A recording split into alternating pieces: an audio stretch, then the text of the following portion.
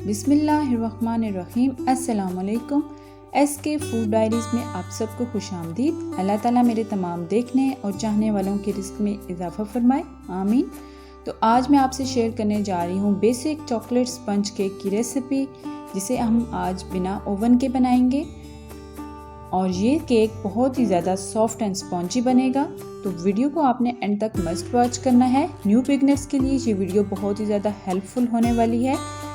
Video पसंद आए तो वीडियो को लाइक एंड शेयर कीजिएगा, और चैनल पे न्यू है तो चैनल को सब्सक्राइब कर दीजिएगा। तो चलें जी शुरू करते हैं। सबसे पहले हम अपना होममेड ओवन तैयार करते हैं। एक पतीला लिया है, उसमें हमने ये नमक ऐड किया है। इस पतीले और नमक को मैं हमेशा बेकिंग के लिए यूज़ करती हूँ।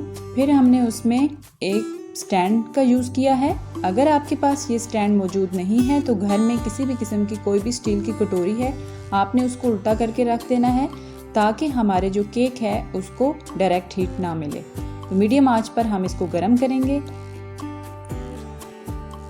एक बाउल में हमने 4 अदद अंडे ऐड किए हैं। अंडे हमारे रूम टेम्परेचर पर होने चाहिए। अंडों को हमने अच्छे तरीके से बीट करना है, यहाँ तक कि हमारा ये मिक्सचर फ्लफी हो जाए और इसका कलर चेंज होने लगे।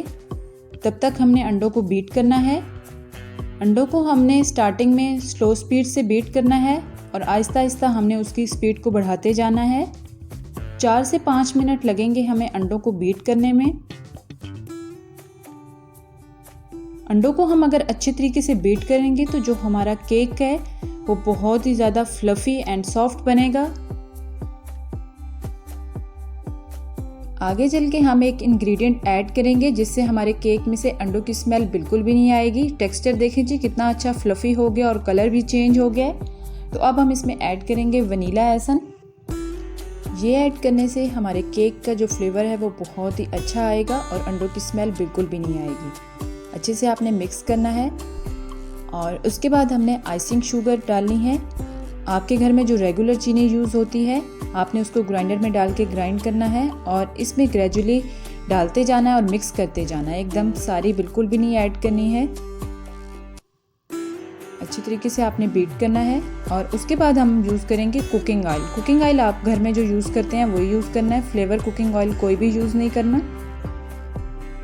अच्छे से आपने बीट करना है और इसके बाद अब हमने बीटर का यूज़ बिल्कुल भी नहीं करना। स्पैचुला या एग बीटर का हम इस्तेमाल करेंगे। ड्राई इंग्रेडिएंट्स ऐड करने हैं, जिसमें हमारे पास मैदा है।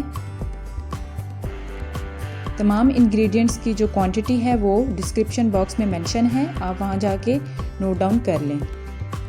Baking powder, baking soda, cocoa powder और नमक। ये तमाम ड्राई इंग्रेडिएंट्स को हमने डाल के अच्छे तरीके से छान लेना है।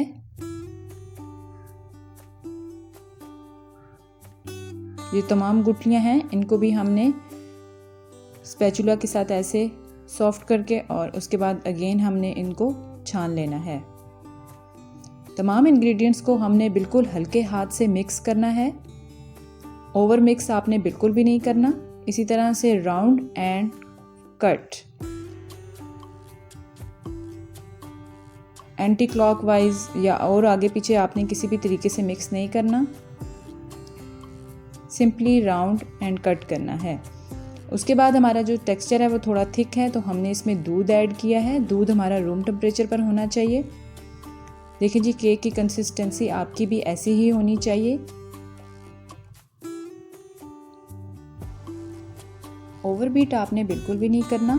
अब हम अपना माउल तैयार कर लेते हैं। माउल में हमने 1 खाने का चम्मच कुकिंग ऑयल ऐड किया है और ब्रश के साथ हमने इसको अच्छे तरीके से लगा लिया है। अब हम इसमें मैदा डस्ट करेंगे। मैदे को हमने राउंड इस तरह करते तमाम तरफ लगा लेना है। अगर आपके पास बटर पेपर है तो आप राउंड शेप में कट करके वो भी लगा सकते हैं। उसके बाद जो तमाम बैटर है वो हम इस माउल में डालेंगे। अपने माउल को हमने 2 से 3 दफ़ा इस तरह टैप करना है, ताकि हमारे जो एयर बबल्स हैं वो निकल जाएं और केक हमारा अच्छे से फूल जाए। प्री हीट ओवन हमारा रेडी है। सांचे को आपने ध्यान से रखना है। 20 से 25 मिनट के बाद हम चेक करेंगे तो देखें जी हमारा केक कितना अच्छे से फूल चुका है।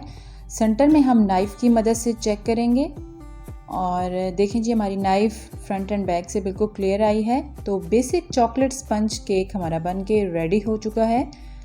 बहुत ही ज़्यादा सॉफ्ट एंड स्पॉन्जी बना है। अपना फीडबैक ज़रूर दीजिएगा। Thanks for watching. अल्लाह हाफिज़।